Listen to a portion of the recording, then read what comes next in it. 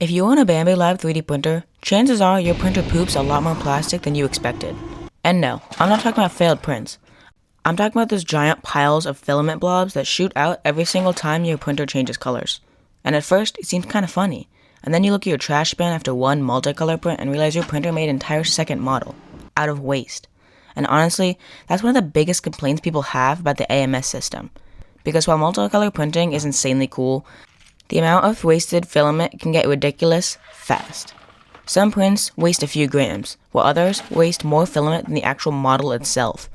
But here's the thing people don't realize. A lot of that waste is completely avoidable.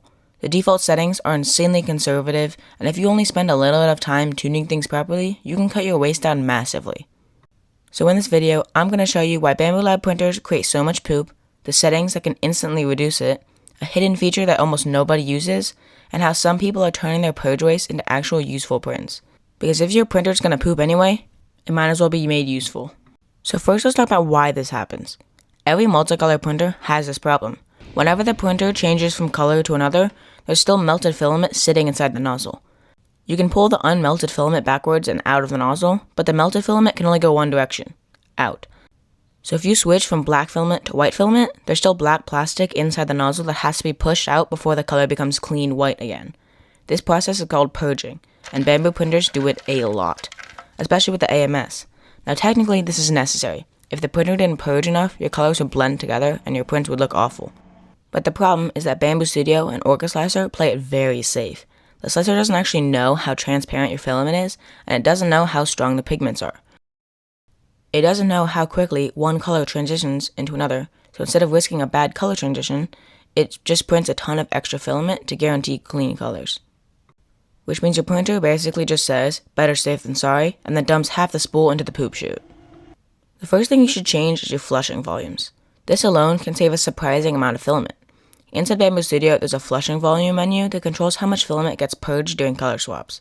Lighter colors switch into darker colors, needing less purge. Dark colors into light colors usually need a lot more. By default, these values are extremely high. A lot of people lower the flushing multiplier to around 0.6 instead of the default one. And honestly, for many filaments, this works just fine. Now obviously, you should test this yourself, and different filaments behave differently. Some colors bleed into more into others, and silk can act very weird. Transparents need a lot more purge, so don't immediately go print a 40-hour project after changing these settings. Start small. Print a sample. See how the transitions look, and then slowly lower things until you find the right balance between good quality and less waste. Because if you tune this properly, the difference is massive. So instead of a giant spaghetti pile of poop, you'll start getting tiny little blobs, and over time this saves a lot of money in filament. Now another feature that helps quite a bit is flushing into infill. If you've been around Bambu printers for more than 5 minutes, you've probably heard about this already, but it's still worth tuning in. Basically, instead of throwing all the purge waste into the waste chute, the printer hides some of it inside of the print in the infill. It uses the inner infill to absorb the color transitions. And honestly, it's kind of genius because nobody's going to see the random colors buried inside the walls of the print anyway. Now usually this won't eliminate a crazy amount of weight by itself, but maybe a few grams here and there. But every little bit adds up, especially on long prints with hundreds of color swaps. This next trick is super underrated. Print multiple copies at once, because the AMS only needs waste material when changing colors, not when prints duplicate. So let's say one model wastes 20 grams of purge material, printing 6 copies at the same time will still only waste around 20 grams total. This means your waste per model drops drastically. This is especially useful if you sell prints, because you're already making a ton of them, and if you're already going to, you might as well maximum the efficiency. And honestly, this is one of the easiest ways to take multicolor printing and make it more practical. Real quick, if you're enjoying the video so far, drop a like and maybe subscribe. I make a ton of videos about 3D printing, upgrades, tips, and weird stuff happening in the community. And apparently, now printer poop. So if that sounds interesting, you know what to do. Anyway, back to the video.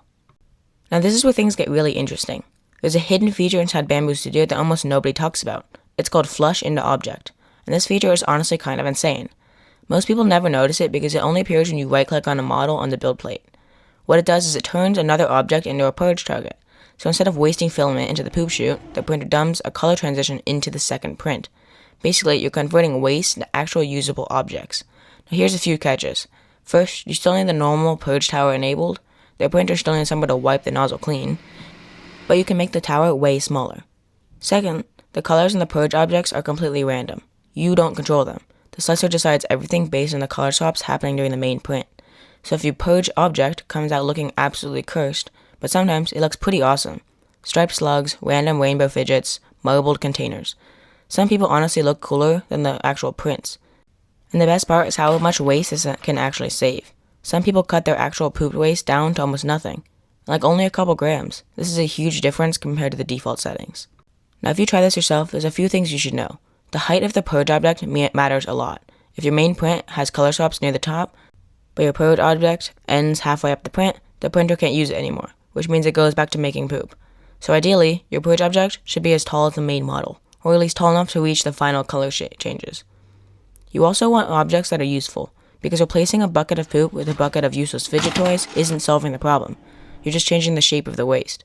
Containers look well, desk toys work well, and functional prints work very well. And honestly, weird random colored objects can actually look pretty cool sometimes. But honestly, I think there's a bigger question here. Why are you trying to reduce the waste in the first place? Seriously, because everyone has a different reason. Some people are trying to save money, some people have to hate throwing plastic away. Some people are using expensive filament and they don't want to waste it. But some people just hate watching their print dump perfectly good material into a trash bin. And eventually, you'll have to decide what your limit is. Because chasing zero waste can drive you insane. You can spend hours tuning purge values, testing swaps, editing samples, and just adjusting towers, and eventually, you're going to save like 3 grams. At some point, the time invested stops being worth it. So honestly, the goal shouldn't be perfection. The goal should just be making it a little bit better. Less waste, less money thrown away, and more useful prints. Now there are some more experimental methods people are testing. Some users modify printer G-codes to attract filament using color swaps in smarter ways. The idea is basically to reduce how much melted filament gets pushed out during transition. And apparently, some people are getting pretty crazy results. But honestly, this stuff gets very complicated fast. Unless you know what you're doing, I'd probably stick with the slicer settings first, because the easy changes already make a massive difference. At the end of the day, multicolor printing is always going to create some waste, and that's just part of how technology works right now. But with the right settings and a few smart tricks, you can reduce the poop way more than people realize. And honestly, once you get it dialed in, multicolor printing becomes sort of fun.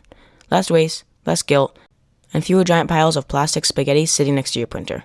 And anyway, if you found this helpful, let me know down in the comments how much poop you saved. Thanks for watching, and I'll see you in 2 weeks.